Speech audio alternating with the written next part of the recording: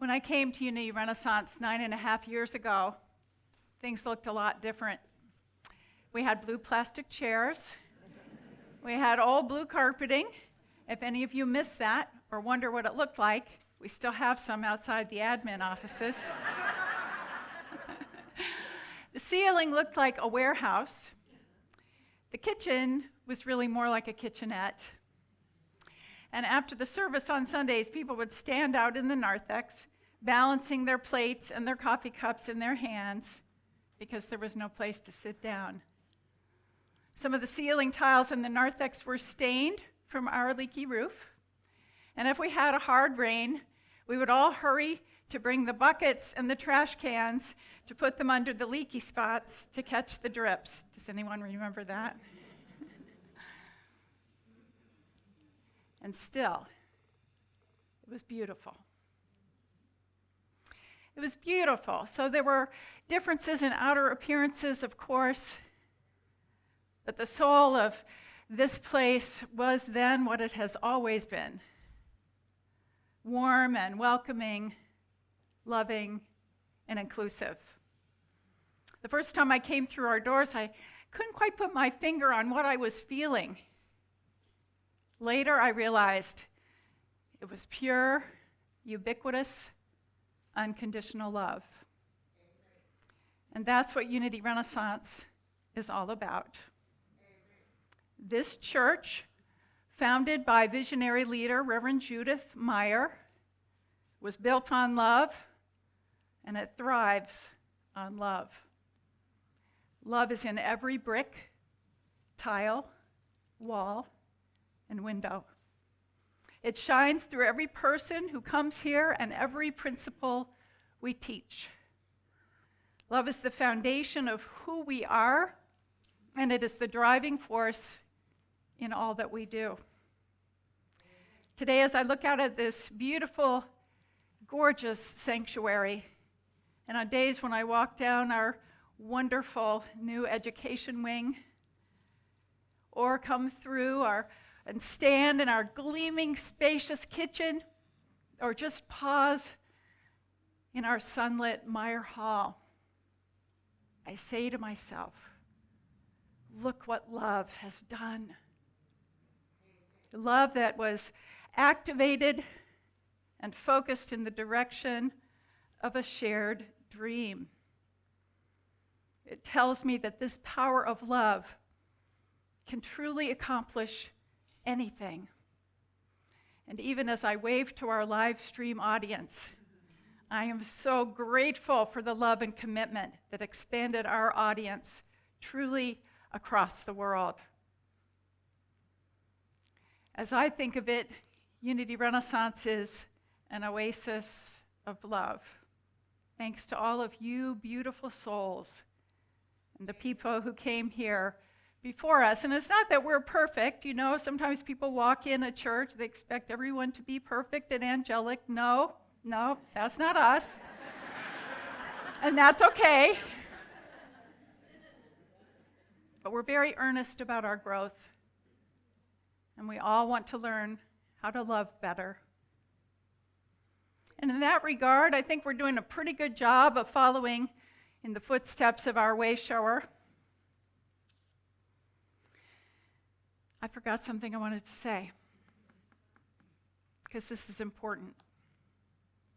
When I walk through our new expansion, when I look at this sanctuary and I appreciate what love has done, I know that love was behind our beautiful capital campaigns. I know that love was what motivated you to give so generously. Listen, together we raised nearly $1.5 million. I need to say that to thank all of you and to appreciate what we created together. And now back to Jesus.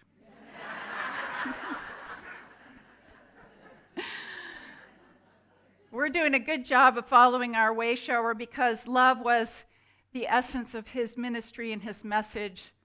Love was the essence of him. In John chapter 15, verses 9 through 17, he says, "As the Father has loved me, so I have loved you. Abide in my love. If you keep my commandments, you will abide in my love, just as I have kept my Father's commandments and abide in your love, and abide in his love, sorry. Not quite. These things I have spoken to you, that my joy may be in you and that your joy may be full. This is my commandment, that you love one another as I have loved you. You see, Jesus not only taught love, he was love. He embodied it. That's why people often replace the saying, what would Jesus do, with what would love do? Jesus showed up as love. Ultimately, that is our calling too, is it not? Not just to be loving, but to be love. To give ourselves over to this higher state of being, and when we do that, our ego, self disappears, and we shine like the sun. And we find that as we give love, we are filled with it. Isn't that wonderful how that works? You give and you have more of it. We are the channel continually refilling. This higher love is sometimes called agape love. It's love that is selfless, unconditional, and freely given. Martin Luther King Jr. described agape love as understanding, creative, redemptive goodwill for all men. It is a love that seeks nothing in return. It is an overflowing love. It's what theologians would call the love of God working in the lives of men, and I would add, and women. Agape love is the sea that we swim in here at Unity Renaissance. And let me just say that I have felt that more than ever in these past few weeks with all of the amazing gatherings and events and celebrations as I prepare to take my leave. You have absolutely blown me away. And while I know that many, many people have been involved in orchestrating these beautiful occasions, I want to take a moment to recognize the person who spearheaded them all, Reverend Ann DeMichael.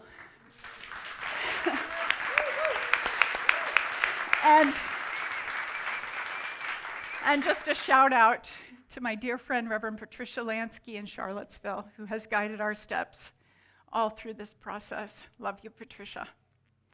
So I've really been feeling this agape love, but let me tell you, we experienced a stunning example of agape love 2 weeks ago in this sanctuary when one of our congregants, sitting right over there, Stacy Cooper, experienced a medical emergency in the middle of the service. Who was here that day?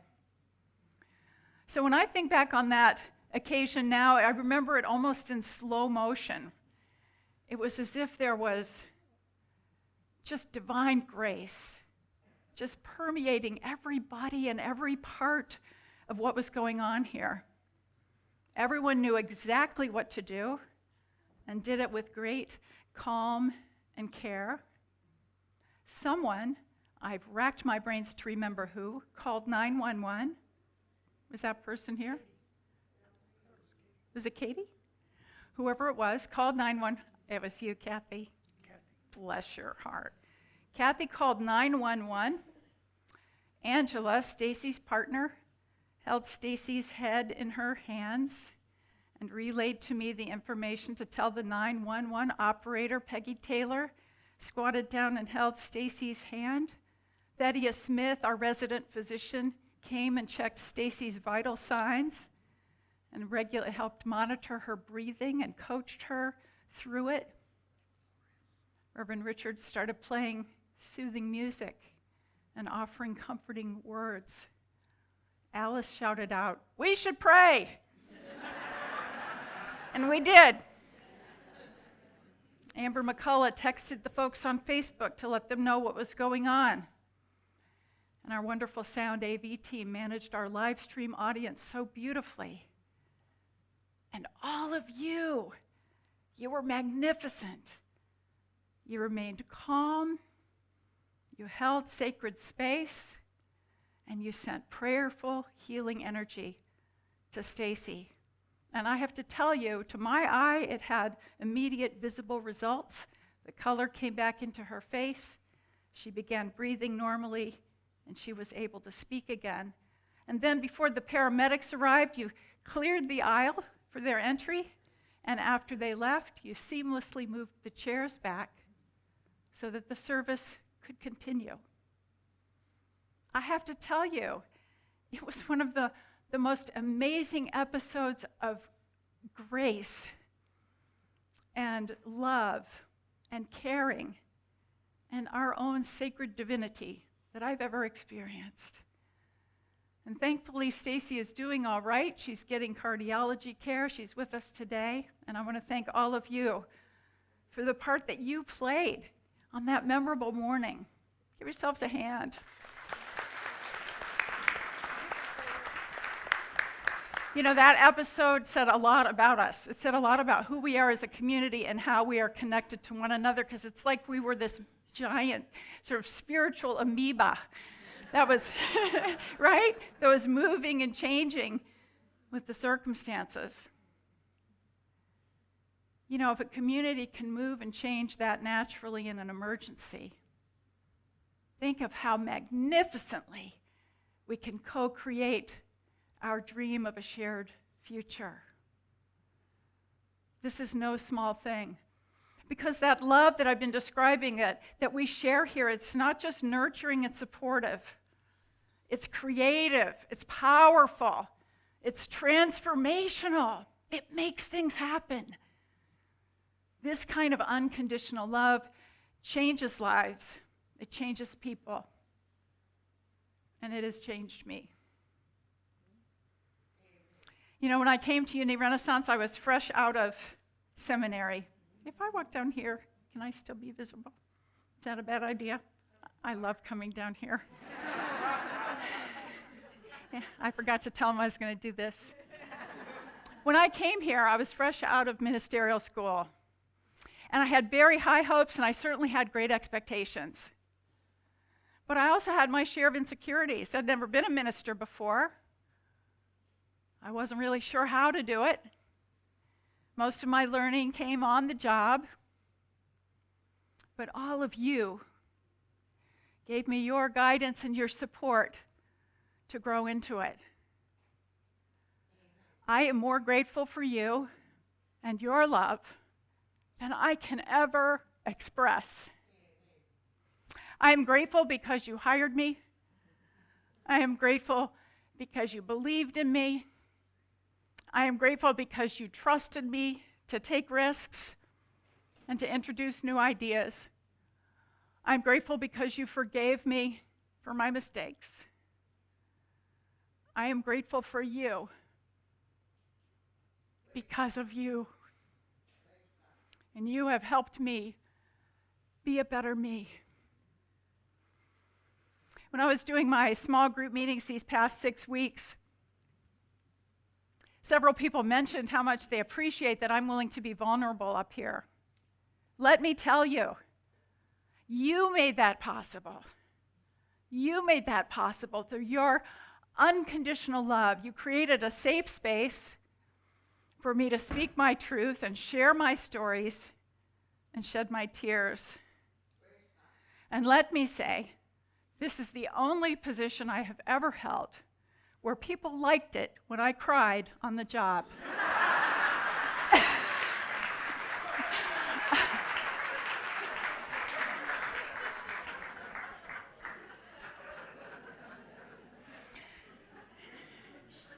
But if my vulnerability in some way helped you lower your walls and be your authentic self, then I'm glad for that. You also encouraged me to directly address some of the most difficult and divisive issues of our time: racial injustice, white privilege, homophobia, the subjugation of women, gun violence, religious hypocrisy, and even a little bit about the future of democracy. I never in a million years would have thought that I would be talking about things like that on Sunday. You say it took a lot of courage to do that. I say you empowered and emboldened me to do that. You made that happen. And I affirm that you will give the same kind of open-minded, accepting love to your next ministers here. I say ministers because you will first have a transitional minister, and then you will have a new senior minister. How lucky they will be to serve you. And so I ask that you give them time, let the relationships develop, continue to stay open. And if I may say, I would suggest that you resist the temptation to compare them to me or to any previous ministers, at least to their face.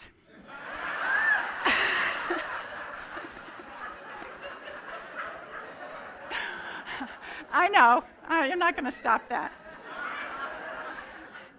But if you've ever dated someone who talked incessantly about their ex, or you filled a job and all your colleagues could talk about was how wonderful your predecessor was, you understand why. It's very uncomfortable. When I first got here, some people who'd been here a long time said to me, "Oh, Reverend Judy used to run up the aisle to start the service." And I thought, do you want me to run up the aisle? like I really wasn't quite sure why they were telling me that. And I get it. It's joyful to reminisce. I would simply encourage you to reminisce with others who were a part of that. Your new ministers are going to do things differently, guaranteed, because they're different people. They bring in their own skill sets. They bring in their own vision, their own passion, their own ideas. Let them be who they are. Accept them as they are. I know it takes time. No, you can't turn on a dime here. But go into it with that intention, that love-filled intention. They are here to lead you in new and exciting ways. And as I stand here before you, I have never been more sure that you will do amazing things. Amazing, amazing things. So trust that, expect the best. And trust your board. They know what they're doing. They've chosen a great transitional minister in Reverend Richard Bunch. He's the right man for the job at the right time. I know he is going to love you, and I affirm you will also love him. He's a great, great guy and a super minister. And speaking of our board, I'd like to acknowledge all the wonderful people who have served on the board during my time here. If you've been on our board any time these past 9.5 years, or now, would you please stand?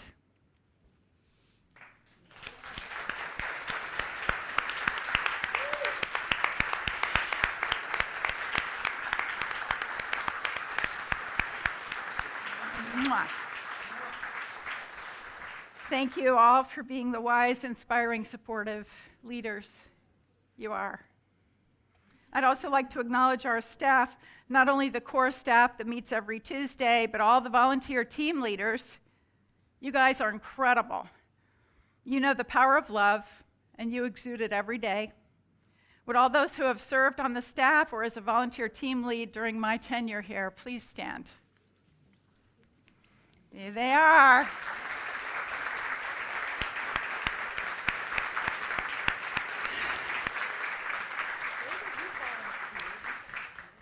I'm grateful to my beautiful family who have been such a huge part of this journey.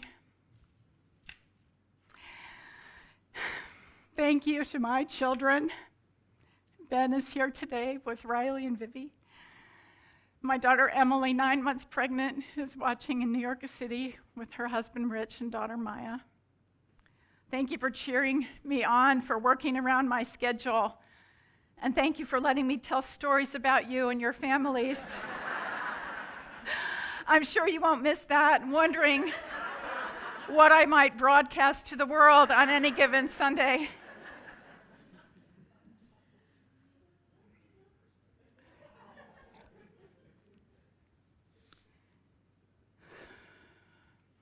My deepest gratitude goes to one person in particular. I have to say it from here. I can't come over there.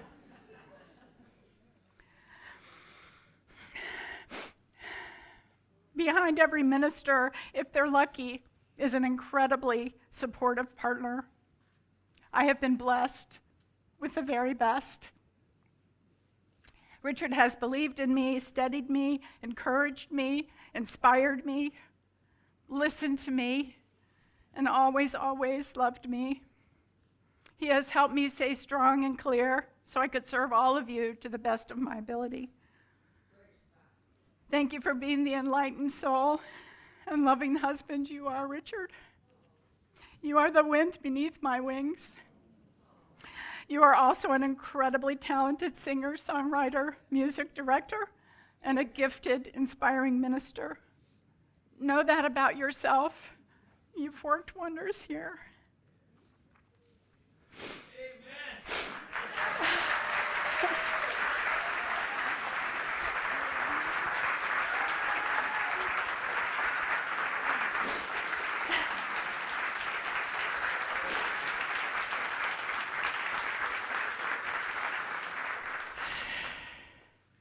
And finally,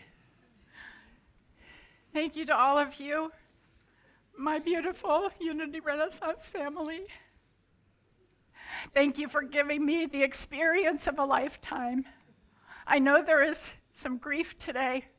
I'm grieving too, but we'll come through it. Unfortunately, there's no way through it, but through it. Let yourself feel your feelings. And know that there's a brighter day coming and beautiful new beginnings.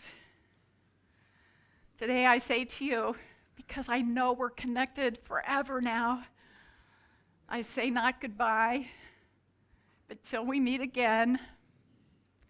And I'll close with my favorite Irish blessing as I learned it. May the road rise up to meet you. May the wind be always at your back. May the sun shine warm upon your face. May the rains fall soft upon your fields. Until we meet again, may God hold you in the hollow of her hand. Thank you. God bless you. I love you. Thank you. Thank you.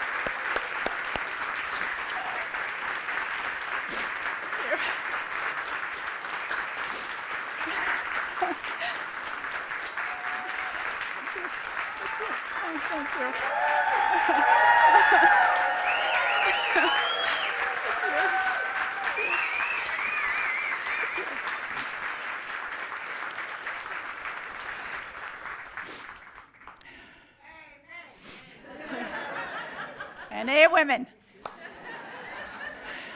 believe it or not, we're going to try to meditate now.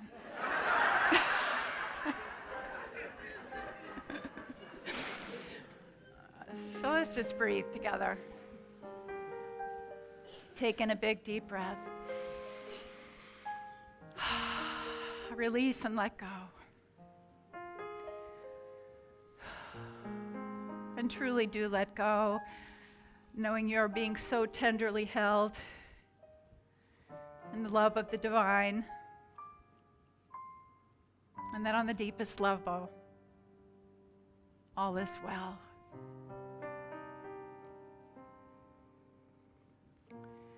Sweet Spirit, we take a moment to appreciate the twists and turns in our own lives, the times we've said hello, the times we've said so long, the way each ending has led to a new beginning. As surely as the leaves fall from the trees and the branches are bare in winter, they spring forth in abundant life in the spring. This is our way as well. And through it all, God abides. Our faith is strong. Our love is sure.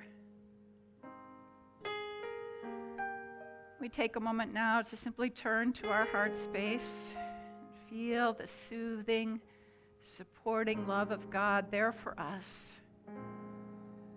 in the silence.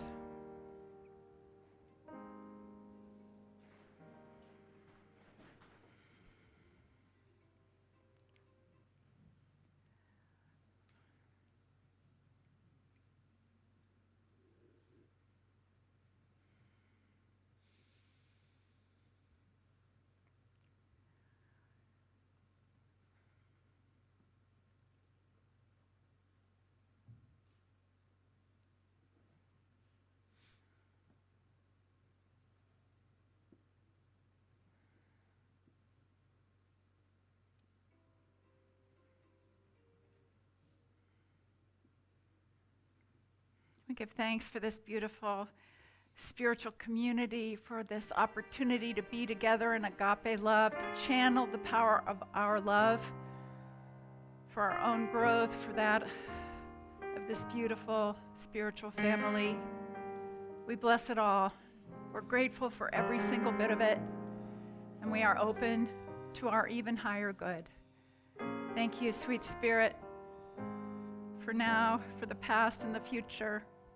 Thank you for my beloved Unity Renaissance. And so it is. Amen.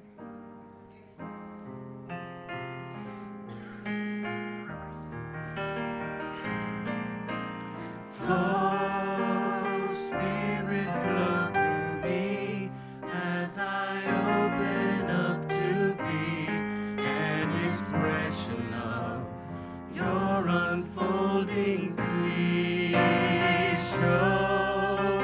Spirit, show through me as I open up to be an expression of your unfolding love.